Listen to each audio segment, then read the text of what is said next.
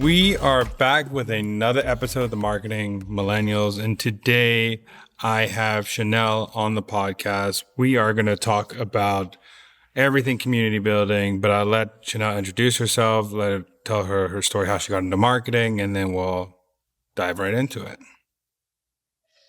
Amazing. Well, thank you so much for having me. I'm so excited to be here, even though it's 5 a.m. here and there's not a lot of people I get up this early for. So Well, I appreciate you getting up. I know you're on the other side of the world, and the time zones are crazy. And yeah, the only person I would get up at 5 a.m. is for my baby. So I really appreciate that you get up, well, got you're up for you're this right up podcast. there. Well, let's get into what's your story? Like, how did you get into marketing? Yeah, I kind of fell into it. I think when I left high school, I either wanted to be a photojournalist or a forensic scientist, and realized very quickly I wasn't good at maths or science. So I sort of was thinking the photojournalism route, and I went to university and actually started studying journalism. And I mean, this was a while ago, so marketing papers didn't even really exist. But through some of the papers I was doing in my journalism degree, there were a few marketing related papers. And I was like, oh, this sounds really interesting. And sort of started pursuing those. Got bored at uni very quickly, realized I wasn't really learning anything that felt tangible or relevant in the world that I was living in at the time. So ended up trying to look for work experience and actually landed myself a role as an intern at a social media company. And that was kind of like the deep dive head first straight into what marketing even looked like. You know, Facebook ads had just come out, posting on Facebook and kind of sharing content had sort of just started. So that was really how I got into it. And then once I started, I was just obsessed and wanted to find out more and, what was this industry? What is marketing? And yeah, it kind of just went off from there.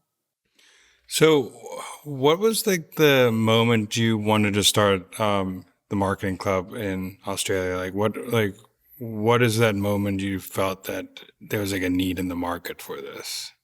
Yeah, I think like whenever I tell the story, I always admit starting TMC was an accident. It wasn't kind of like the big dream, the 5-year plan. I was in a head of marketing role at the time, totally on my own. So marketing team of one got handed a massive budget and said, go do all the things. And the company actually didn't even have a marketing function before I got hired. So I had to build the marketing function and then go and do all the marketing. And I just remember, I mean, I love building things that don't exist. So it was quite rewarding for me to be in that position.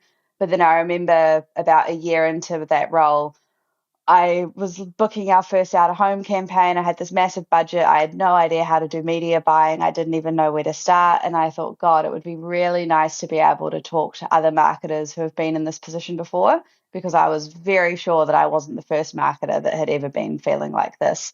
And I remember thinking, right, if I was to build something for marketers to meet other marketers, what would that look like? And there were a few things that existed in the industry at the time, especially in New Zealand.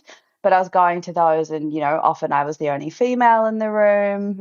We were hearing from marketers who had $20 million marketing budgets talk about how effective their campaigns were, and I was like, "Well, that's great for you, but I got to go back and beg for $5,000 to do a billboard. Like none of what you've said is really transferable."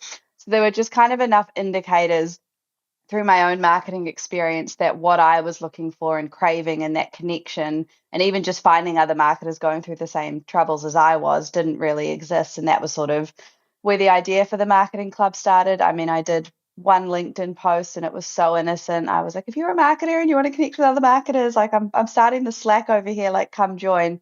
And I genuinely thought it might have been a coffee meetup for marketers, once a month. There might be 30 of us. I didn't even know if there were 30 marketers based in Auckland at the time, but I thought, set up the thing and see what happens. And then within the first week, we had 180 marketers join the Slack. And I was like, oh shit, this is already 5 times bigger than I thought it was going to be. And then it just kind of absolutely took off from there. We started doing social networking events, educational events. Um, the community started demanding it in areas where I wasn't even living. And then Australia was kind of the happy accident because there were so many marketers in Australia that were following me on LinkedIn that were seeing what I was doing with TMC in New Zealand and were like, hey, like, when are you bringing this over here? And then yeah, I ended up moving to Australia, launched TMC in Australia last year, and it's just gone like wildfire. We've got a community of over 15,000 now in under 3 years, and it's just been insane. What would you say is your biggest growth lever you've been using to grow it? I mean, obviously the first 100 became from a LinkedIn post that turned into a Slack channel. Hmm. It usually it's funny how those things, you don't realize how many people are watching or need something until you put it out in the world. But Hmm. it also shows that you had a good audience of marketers who wanted to do something like this. But what is it? What has been your growth lever? I mean, getting the first 100, that was the first part. Now, what has been like the one or two growth levers you've been using to take it from that 100 to 5K it is now? Yeah, I think LinkedIn still remains our core channel. It's obviously where marketers are hanging out day to day, connecting with each other professionally, seeking advice, etc., reading industry reports. So that remains kind of our core focus.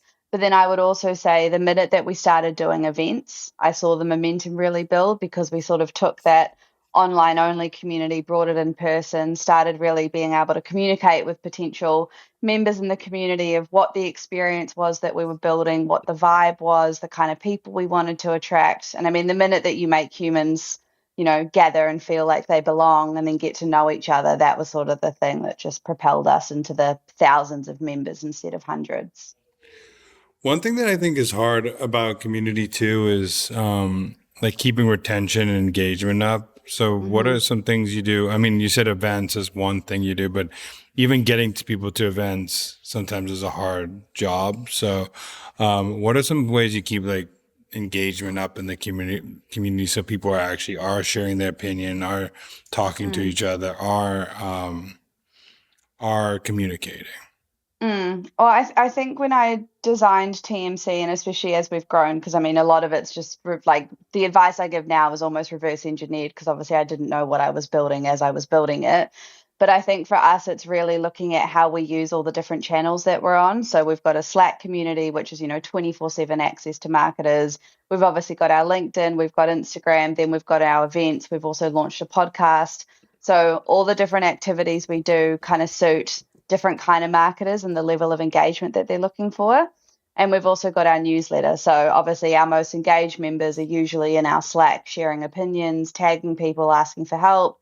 Newsletter are kind of like the softer consumers. They're lurking, they're listening, but they're not really engaging. And then obviously we've got our events for the people who, really heavily want to be involved. And for events, could you walk me through how you decided like the pricing model? Because obviously at the first it was like join a Slack channel. Was there pricing before you started like join this Slack channel? But because I know now you have like a tiered pricing model. So how did you come up with that and like know what to charge, who will pay, and also how did you were the core members like got in for free? How did that work? Yeah, the pricing model around TMC was probably the biggest decision it felt like of my life because for so long we were a fully free community and I was trying to hold on to that as long as possible and like validate the thing, test the outcome, build community, rally the tribe, etc. And then it got to a point where it was actually hindering being able to do what I wanted to do for the community by having it operate as free. And especially for events, right? Like when events were free, it was very easy for someone to just decide not to come, which was an absolute nightmare when we were trying to book venues. We were getting brands interested in getting involved and we were trying to estimate for them how many people were going to show up. So when I decided that we needed to start charging, and at the time we only started charging for the events, we just community sourced it. And because we had at the time we had like 1,600 people in the Slack, I said, look, like we're going to start charging, if we charge X, it means that you'll get Y. What would be a price that you think these events would be worth? And we literally just put out a Google form to the community and said, what would you pay to have this kind of experience? And then that was where, and I mean, this is obviously not a great commercial model, but because we're built by the community, I was like, well, I'll ask the community what they'd be willing to pay. And then we used that pricing for the last 2 years for all of our events. And then this year we've just done another price increase. And again, that was community voted last year. Well, I think it. I mean, it's just the motto of build the audience first and then Hmm. reverse engineer like what products to build Yeah, for yeah. them. And I So I mean, think that's like the more the modern, I mean, not modern, but that's how a lot of people are doing it now. They have an audience and they build a need for what the audience has instead of the opposite of build a product and then find out if there is a need for the product. yeah, yeah. And I mean, I bootstrapped TMC, we're in our fourth year now. I bootstrapped it completely for the first 3 years. So if we're had an event and 110 people showed up, I had to pay out of my own pocket catering to feed 110 people. And it was a $4.50 spring roll that kind of broke me and made me realize I can't afford to keep doing this. But it was interesting when we got feedback saying that we were going to transition to a fully paid community or have a pricing tier. Everyone sort of said, Chanel, we would have paid for this 2 years ago. Like the value's always been there. I don't know how you held out for so long. And I was like, oh my God. That would have been so good to ask everyone earlier. But I think then the community kind of rallied behind us because we'd already over and above proved the value the minute we said that, like, oh, you need to pay for this now. They were like, well, yeah, this is the easiest decision ever. I mean, that's a good way to do to like when you like that's like the free trial Hmm. kind of model where you Yeah. It was show a this long like free value. trial. You get locked in on the you get locked in. Hey, I met some cool people, and then you have a 2 year free trial, which is Yeah. kind of crazy. Yeah. But at least I mean you found out it actually helped you learn more than if it was 30 days or 60 days. So if you've learned what they need. There's actually a need here. What people will pay. What events should we do? And you can keep on asking the community what that is. I want to ask you also, like, what is? Do you look at KPIs or metrics of like what success is? Like, what are you looking at on a weekly, monthly, yearly basis? Like, what are you trying to achieve with? Like, what metrics do you look at? What is your goals for community? Yeah, I think for the last few years I haven't because it's kind of just been, holy shit, this is growing into something that I didn't think it would be. Now that we're sort of standing up a little bit more, especially in Australia as a proper business, we've, got revenue targets we want to hit this year. We've got member numbers we want to grow to. We're starting to look at, how much money do we need paid memberships to make in order to allow us to afford the kind of events that we want to do, etc. So for us, I think like community member growth will always matter because it's the size of the audience. So, for example, our LinkedIn followers, Instagram newsletter subscribers, etc. And then the only other real metric that I'm paying attention to at the moment is just our monthly recurring revenue because that's allowing me to forecast, if we want to do these events, what kind of support do we need from sponsors? What can we fund ourselves? What are we anticipating that we'll make in order to be able to put that money back into the events, etc. So a lot of it has just been, all of this again is in hindsight. Like none of this was the 5 year plan because I thought it was going to be a coffee meetup. So a lot of it is starting to just learn as the community grows. Like, oh, okay, now this is the next goal. Oh, cool, we hit that. Now this is the next goal. Okay, great. Now maybe we should have a 5 year plan. How do you like scale but also keep it feeling like personal, feeling niche, feeling because I think like that's a worry with when you get something big is Mm. okay, we can get to 15,000, but do people have the same connection they did when there was like the first 100, the first 1,000? So what are you doing to try to make sure people still feel the same, that first 100 still feels the same when you get 10,000, 15,000? Mm. Yeah, I think that's if I had to hang my hat on something, that's probably the thing I'm most proud of is the feedback from, members that we had when we were a community of 100 to now a community of 15,000 have always said it never felt like we missed a beat in terms of providing the vibe that we promised or the experience that we said. And I think a lot of that for me has been really intentional. I mean, accidental then turned intentional, but I have massively built TMC around me as a human. A lot of businesses kind of lose that human element because it was never a human that started the thing, whereas TMC was sort of an extension of me as a marketer. And, it's been a really interesting thing because obviously one human is not scalable, and I'm now experiencing that. I'm doing events across Australia and New Zealand, and everyone expects me to be at everything, and I'm like, I can't.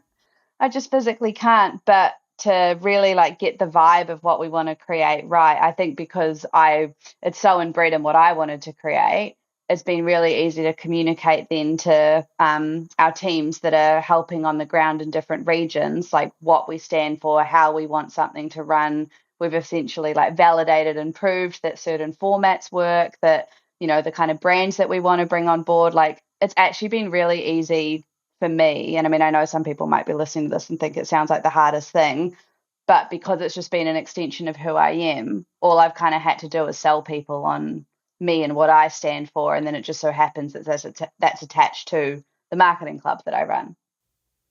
Yeah, I mean, I was going to ask you that. I mean, with community, eventually, many to many is like how you have to thrive. You can't always go off of like Chanel is like you can only be like the anchor person that like Yeah. brings people together, like the Tom from MySpace vibes. Mm. But like everybody's friend. But at the end of the day, it's also hard. What are you thinking about of like scaling beyond you, making sure that like many to many people just don't only look at you as like the centerpiece of the community? Yeah, I think that's been an interesting one because I was trying to do that, even last year. I was like, "Hey guys, like it's still going to be the same experience if I'm not there. It's still my thing even if someone else is contacting you about it." So, I think at the moment I'm kind of learning what that looks like because I'm still so attached to the thing. And obviously that's been intentional as I've grown it, and now that it's scaling, I'm like I can't. And we're really focusing on, who are sort of the members in different regions that we operate in that could kind of be, like the second me, like who's really got the energy, who are, potential chapter leads for each region that we operate in. Who are the people, especially in regions that I don't live in, like I'm based in Brisbane. So yes, I travel to Sydney or Melbourne or Auckland, etc., for some of our events, but there'll start being people who always come to our events that will emerge as the regulars that only that region will recognize if I'm not always there. So when we do events, I'm always looking at, who are the names that are always coming through, who are almost like the power users of the community. They love us so much, they're becoming advocates for us. And then could they kind of be the ones that we sort of attach a region to? So it's not always on me to do it.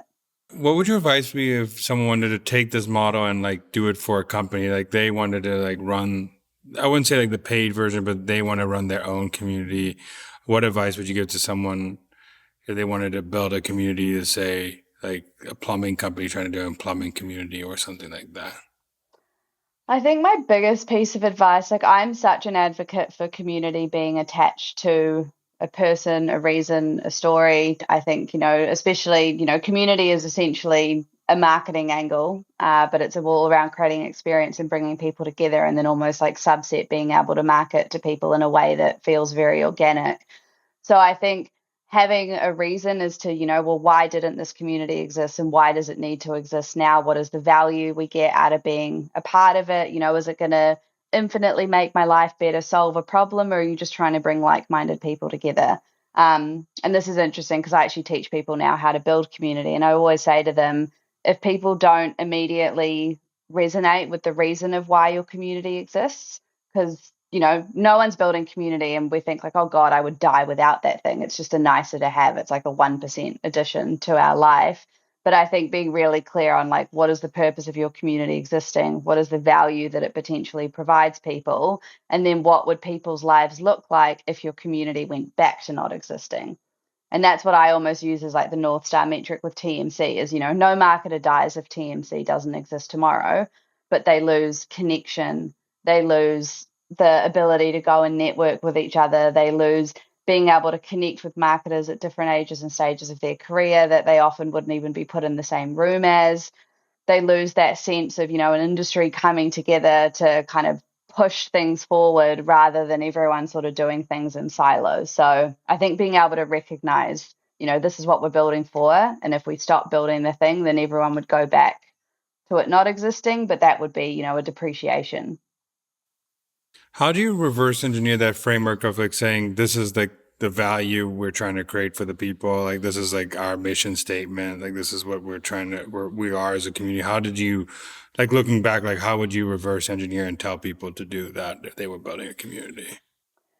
Yeah, I think I would start. I mean, yeah, like you said, it was reverse engineered because it wasn't the plan. But I think as much as it wasn't the plan, because I was the marketer, everyone says like you are not your customer. But for me, I was 100% the customer in this instance. So I think being able to identify what am I struggling with, being able to then talk to other marketers and being like, oh, wow, like you're going through the same shit. Maybe we should talk about it.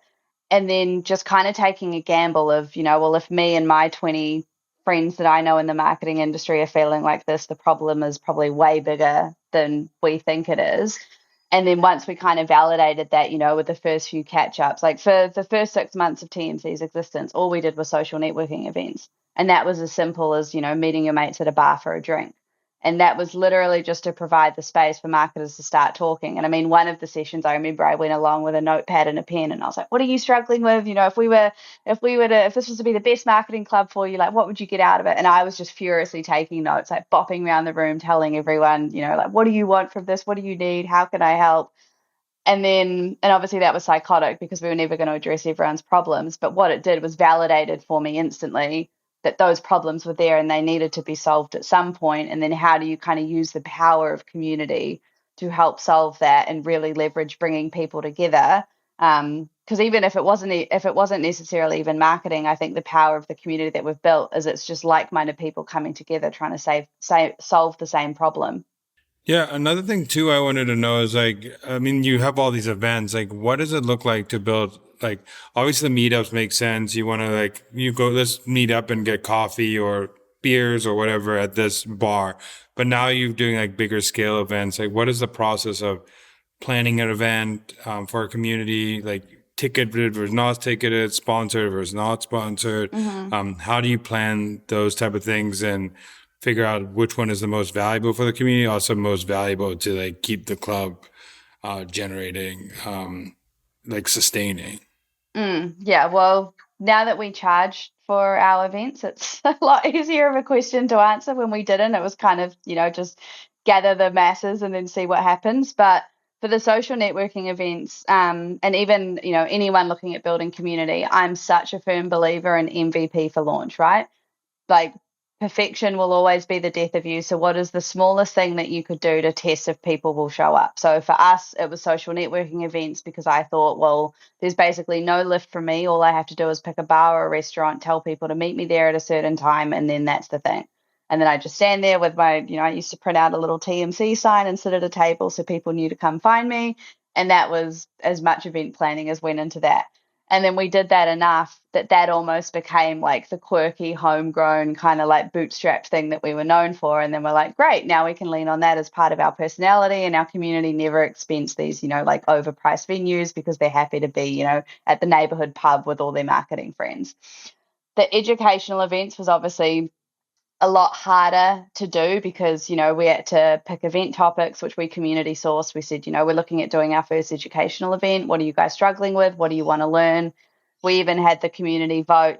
Great, once we solidified the topic, who do you look up to that you think would talk to this topic really, really well? And it was really good for us back when we started because the first educational event we ever did, we actually got James Herman to talk before he became big and shiny and beautiful, and he'd just written his future demand book, so he was like handing them out for free, and he was like, oh, like hopefully this goes well. Obviously we all know how that ended up. But it was really around, I almost put the pressure on the community of like, well, you guys asked for this event. Now tell me what you want it to be. I'm not going to sit here and dictate and build the thing that I think you need. I want you guys to be there with me every step of the process. And I think that was, at the time, I probably didn't realize how powerful that was. Now I can look back and be like, damn, that was a really good idea. But it essentially meant that community built that first event with us. So then when they got into the room, they were like, I have been asking for this event and now I've seen it, they've executed on it. So I'm being listened to. I'm a valued member in this community.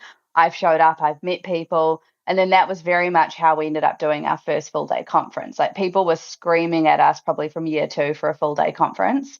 And I mean, at that point, we weren't even charging. And I was like, we can't do a conference for free. Like, we've got no money, and I absolutely cannot afford to, fill a venue with 150 marketers. Um, but again, we leaned on the community. We said, okay, if we're going to do a full day, you tell us what that looks like. You tell us the brands you want to be in the room. You tell us the speakers you want to hear from. You tell us the type of experience you want to get. And obviously, in the background, I had my assumptions and ideas and what I would want, a TMC branded full day conference to look like. But for so much of starting, we have just leaned on the community so hard because they're the ones that have also, similar to my experience. We're going to the events, we're having the experiences they didn't want. We're thinking, God, there's got to be something better. Or, oh, this is so frustrating. Why is a ticket so expensive? Why do these people not, why am I paying all this money to hear from a CMO that doesn't feel like they know what the social media manager's doing? So we collated all that data and said, you help us build the experience that you think you're missing out on. And then that's exactly what we did.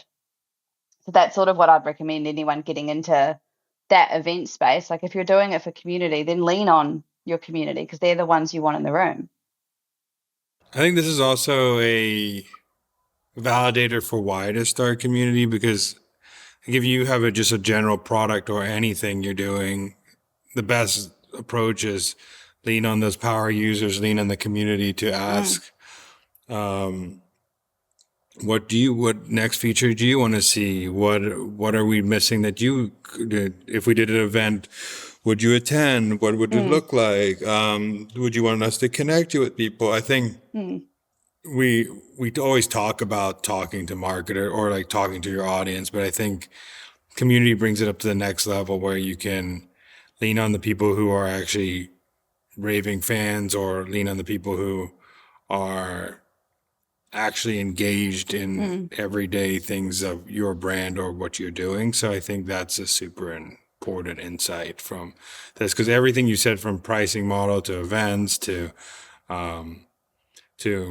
building out in other places, it all came from user feedback. It's not coming from, hey, Chanel says we should go to Sydney and build our next thing. It came from like, hey, people in Sydney want this as well. Let's build it in Sydney. Yeah. I mean, I think the only thing that the community hasn't been in charge of in the last 3 years of building is the food that we put on at our social networking events.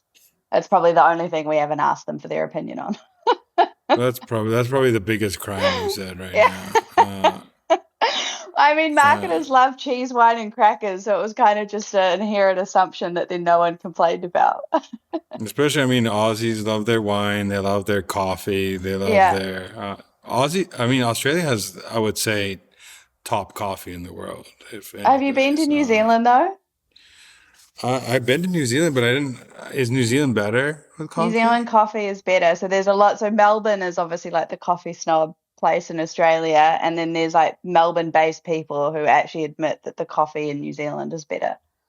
They hate to Where admit it, but New, they admit it. well, like Auckland, or where's Auckland, the? Wellington, yeah, like pretty much anywhere. It's just the brands of Okay, coffee I that. got to do like a comparison now, because when I went to, I was 20, like early mid 20s, and now I wasn't like surviving on coffee as a marketer like I Yeah, am now. Well, I yeah, was surviving on coffee, but cheap coffee. Now I can yeah. be more of a connoisseur of Yeah, coffee. no, this is So, like the home slow roasted, all the bespoke little backyard kind of stuff. one thing I was going to ask you too is, Hmm. besides asking for pricing earlier or getting people to pay earlier, what are some, like, if you would go back in time and say, I said, Chanel, you starting this marketing club, knowing you're going to start a marketing club. Mm. What are some pieces of things that you would have done at the beginning that caused a little pain at the beginning, but now is would have been really helpful? Yeah, I mean, some of this stuff still causes pain now just because, the scale of how we're growing. Organic growth is beautiful and it's free, but you can't control it. So there's always a catch-22 there. But I think knowing what I know now, if I was intentionally setting out to build a community of this size, I think having a plan of actually what I was trying to do and almost like mapping out the stages at which I wanted to do things. It was great to kind of be the voice of the community and say, like, what do you guys want? I'll do it next. But then it kind of meant that I had no boundaries of what we do, when we do it, and why we do it. I was just so into like pleasing the community and being like, oh, you asked for this event, absolutely, we'll do it. We'll spin it around in 2 weeks, no problem. Oh, now you want this one. And I didn't lose myself in that process, but I was just so focused on giving everyone the best possible experience right from the start that then it kind of set a rod for my own back, because then everyone was like, oh, well, if we vote on it, we get it. And that's, great for all the members. But, when I'm the one, when I was team of one having to build this thing, I was like, God, there's a lot of demands coming through, and they're very strong. And I felt like I was almost going to be exiled or cancelled by the community if I didn't pull through. So that's probably one thing, is just having a really clear roadmap of what we were doing. I think to give myself grace on that as well, though, because I didn't know how quickly it was going to move. I hadn't really set up, do we just do social networking events for a while? Do we kind of figure out what the cadence of doing those and educational events look like? What is the purpose of the different formats? When brands start to want to be involved, what makes more sense, in terms of those formats for brands to get involved? And then I think another one would probably be getting help a lot earlier, like New Zealand, and even Australia now, we're a full volunteer committee. So all of the team that I have that helps me build each of TMC and the regions that we operate are 100% volunteer. They only put in 2 hours a week. And obviously that's great for the help, because we can't afford to pay anyone, because up until May last year, we weren't even making money.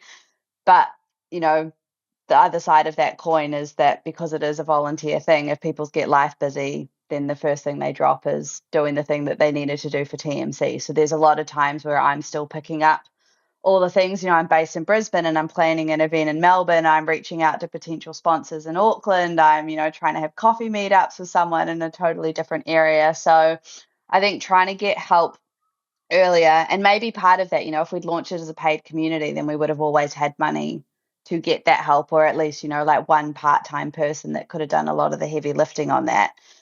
But again, I don't regret it, because I think the way that we did it has worked. And yes, it's kind of harder now that we're scaling, but at the same time, it allowed us to build so much of the foundations now that, the OG members from 10 to now still being here 3 years later with 15,000 have said the experience hasn't changed. So I always kind of hate this question, because there's things that I say I would like to have improved on, but then I know that they're the things that probably got us to where we are now. Yeah. I think you did it the right way, because just like learning from my experience with the events, when we first did our first event, we just launched a huge conference, which was great, but we went under, like, we barely broke even. We didn't even break even on that event. If I would have done it over, I would have done like smaller meetup type things, would have done more like cheaper ways to, before I went to this big event style, because I thought, we still got sold all the tickets and stuff like that, but there's so many things when you're building a big event that you probably know that, okay, you need this, so this cost goes up, and you need this, and food, you need extra food, and you need this, and you need, it becomes like all these expenses you didn't think about after. So Yeah, I I think the think way no you did it one. was the right way. You actually did it the right way, in a natural way, which is good, because I did it the complete opposite way you're supposed to do it. Yeah, I like for us though, obviously the doing the first full day conference was absolutely terrifying, because then suddenly everyone's like, oh, well, if I got this experience in a 3 hour event, imagine what you're going to promise me in an 8 hour event. And I was like, oh my God.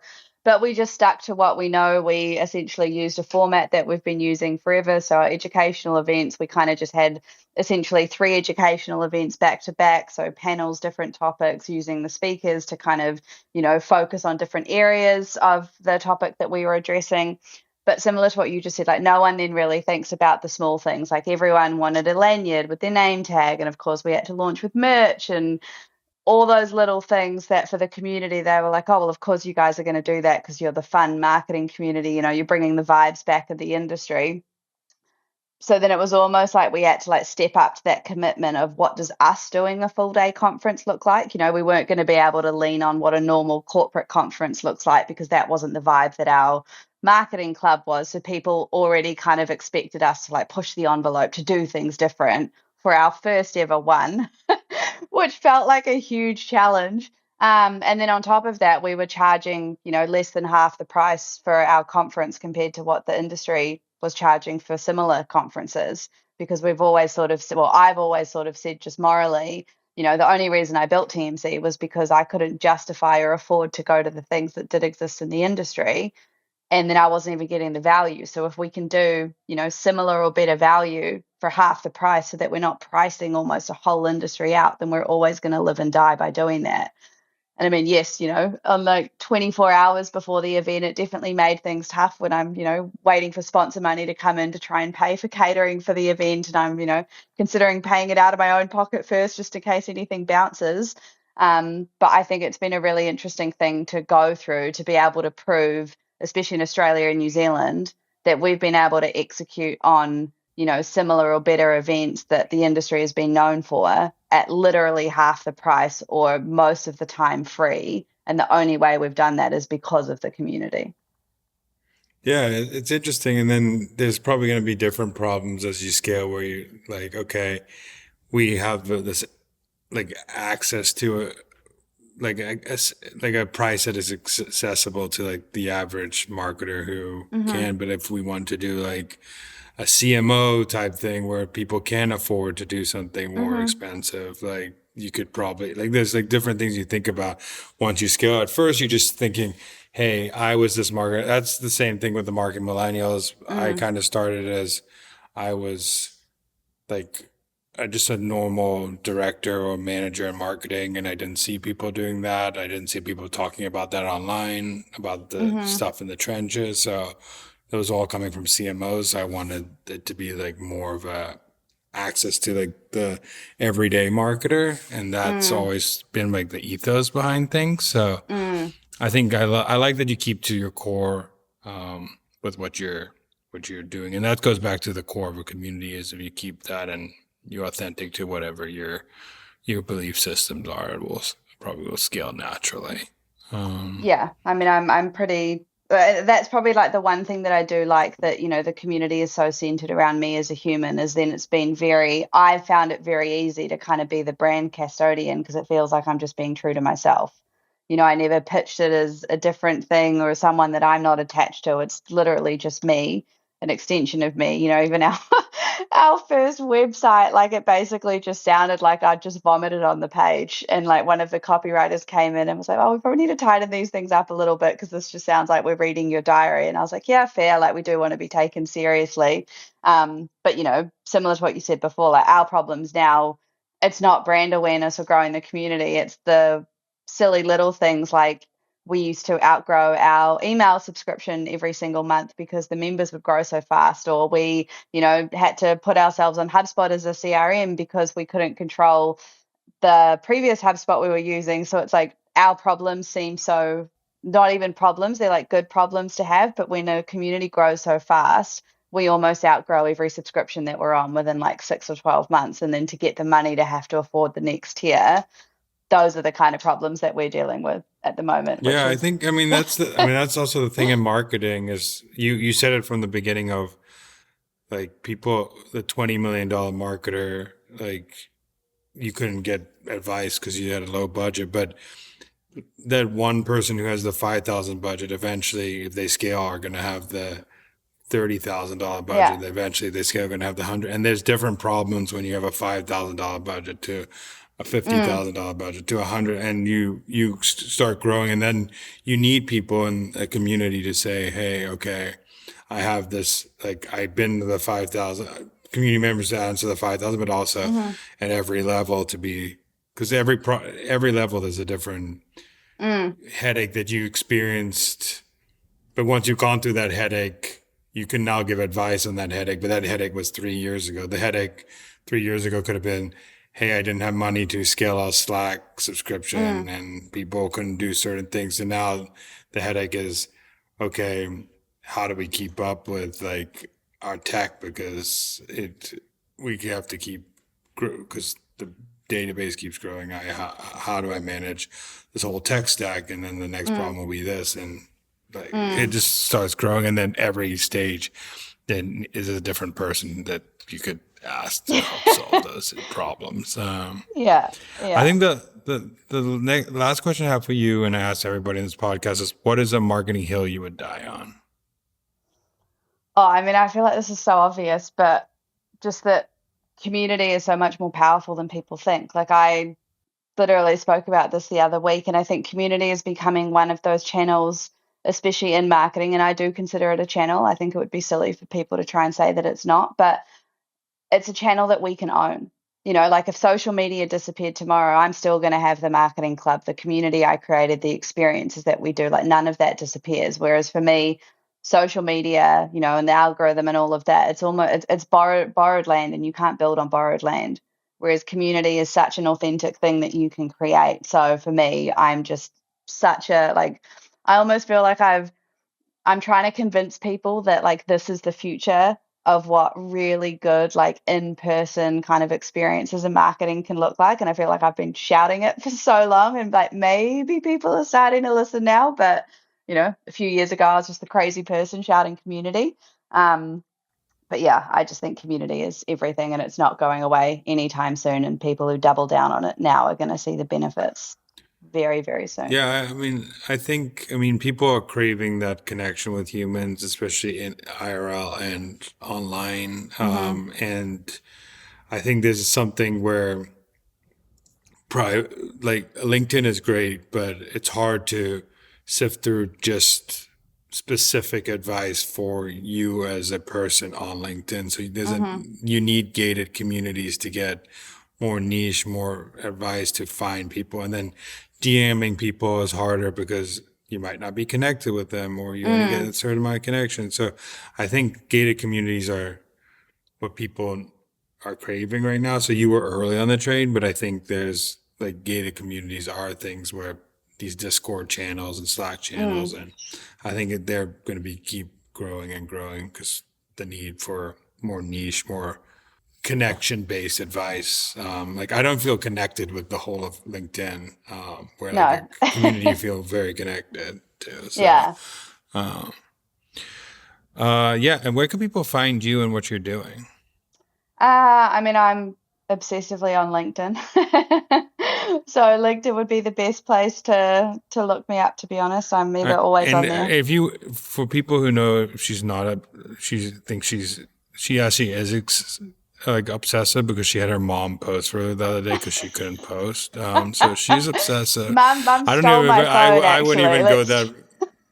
Let's just clear that one up. Mum stole my phone, and it worked out for the better because that post got like 250 likes, like 60,000 impressions. So she was doing it as a joke because she's like, "Oh no, you can't miss your poor LinkedIn streak." And then her post did better than one of mine did.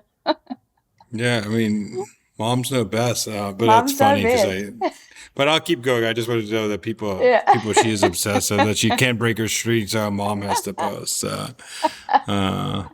You could find her on LinkedIn. I bet your website, The Marketing Club. Yeah, LinkedIn website is themarketingclub.org. I've got my own website as well, Chanel Clark Marketing.